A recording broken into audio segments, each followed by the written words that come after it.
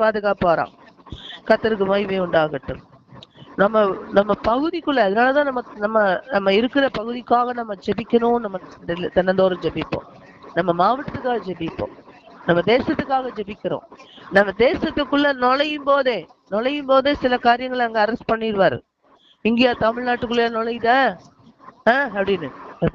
கர்த்தருடைய பிள்ளைகள் எங்கெல்லாம் அந்த மாதிரி கர்த்தர் நடத்துகிறவங்க இருக்கிறாங்களோ அவங்களால அநேகருக்கு பாதுகாப்பு. உங்களாலையும் என்னாலையும் அநேகருக்கு பாதுகாப்பு. நாம அங்க இருக்கிறதுனால அந்த பகுதியை ஆண்டவர் பாதுகாக்கிறார். அதனால ஸ்தோத்திரம். கர்த்தர் நம்மை ஆசீர்வதிப்பார்.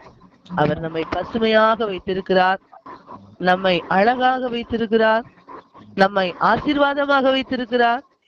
நம்ம என்ன ஒரு சின்ன கொஞ்சோண்டு பணத்துக்கு என்ன பொருளை வாங்கினாலும் அதை அழகாக்கி தருவார். அழகானது நம்ம கண்ணுக்கு காட்டுவார். ஏங்க உங்களுக்கு மட்டும் எப்படிங்க எங்கெங்க போய் வாங்குனீங்க அப்படிம்பாங்க. எங்கெங்க வாங்குறீங்க நீங்க எப்படிங்க அதுல செலக்ட் பண்றீங்க அப்படி. ஏன்னா கர்த்தர் அதை நம்ம கண்களுக்கு காட்டுவார். தன்னுடைய பிள்ளைகளுக்கு விசேஷமானதை கொடுப்பார். சீப் அண்ட் பெஸ்டா தந்துருவார். ஆகையினால ஆண்டவர் நம்ம எவ்விதமாக நேசிக்கிறார் பாருங்க. உங்களை என்னையும் அவர் நேசிக்கிறார். நீங்களும் நானும் பாக்கியவான்கள், பாக்கியவதிகள். நீங்களும் நானும் கொடுத்து வைத்தவர்கள். நீங்களும் நானும் விசேஷித்தவர்கள், விசேஷித்த ஆவியை பெற்றவர்கள், விசேஷித்த கிருபை பெற்றவர்கள். அதனாலதான் நம்ம அதிகாலையில நம்மளால எழும்ப முடியும். 4:30 மணிக்கெல்லாம் எழும்பி தேவ சமூகத்துல இருந்து வசனம் வாசிக்கிறோம், பாடுறோம், சங்கீதம் வாசிக்கிறோம். இதெல்லாம் ஆண்டவர் தந்திருக்கிறார். ஆண்டவர் நல்லவர். இதெல்லாம் பிற்காலத்துக்கு நம்ம சந்ததிகளுக்கு எப்படின்னா பயங்கரமா இருக்கும். நம்ம பண்றோம் பாருங்க அதிகாலை ஜபத்துல. அதனால ஒருத்தர் கூட மிஸ் பண்ணாம இந்த அதிகாலை ஜபத்தை மிஸ் பண்ணாம வந்துருங்க. எங்கேயும் கிளம்ப வேண்டியதில்லை, நம்ம ரெடியாக வேண்டியதில்லை, புடவை கட்ட வேண்டியதில்லை, ஆயத்தப்படுறதுக்கு நிறைய நேரம் நமக்கு தேவையில்லை. அப்படி இருக்கிற இடத்துல வீட்டுக்குள்ள அங்க இருக்கிறோம். நம்ம எல்லாம் இந்த ஒன்னா இணையிரும். எவ்வளவு பெரிய கிருபை பாருங்க, பாக்கியம் பாருங்க.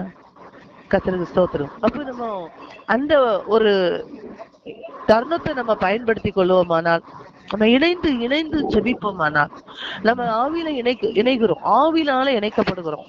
இப்படி இணைக்கப்படும் போது வருங்காலத்துல பிற்காலத்துல நம்ம சந்ததியாக அவர்களுக்குள்ள பெரிய பயங்கரமான காரியங்கள் நடக்கும்.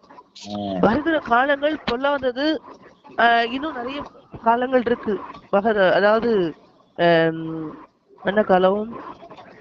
இனி வரக்கூடிய காலம் உபத்திரவ காலம். என்ன உபத்திரவம்? மகா உபத்திரவம் இருக்கு. வெறும் உபத்திரவம் மட்டும் இருக்கு 3 வருஷம், மீதி 3 வருஷம் மகா உபத்திரவம்.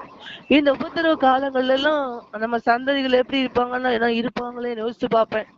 அந்த காலத்துல சந்ததிகள்லாம் இருப்பாங்களே, நம்ம பிள்ளைகள்லாம் இருப்பாங்களே அப்படின்னா, நாம இந்த மாதிரியான கூடி ஆண்டவரை தினந்தோறும் அதை கேட்கிறோம். ஆண்டவர் சமூகத்துல இருந்து ஜெபிக்கும் போது, ஆண்டவர் தேடும் போது இதனுடைய பிரதிபலன் எல்லாம் நம்ம சந்ததிகளை கர்த்தர் பாதுகாப்பார்.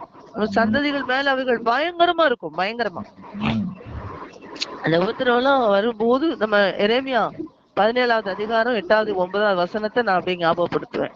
நான் எனக்குள்ள சொல்லிக் கொள்ளுவேன். எரேமியா 17:7-8 நம்ம வாசிக்கிறோம். கர்த்தரை நம்பி கர்த்தரையே தன்னம்பிக்கையாய் கொண்டிருக்கிற மனுஷன் பாக்கியவான். அப்போ கர்த்தரையே தன்னம்பிக்கையாய் கொண்டிருக்கிற மனுஷி பாக்கியவதி.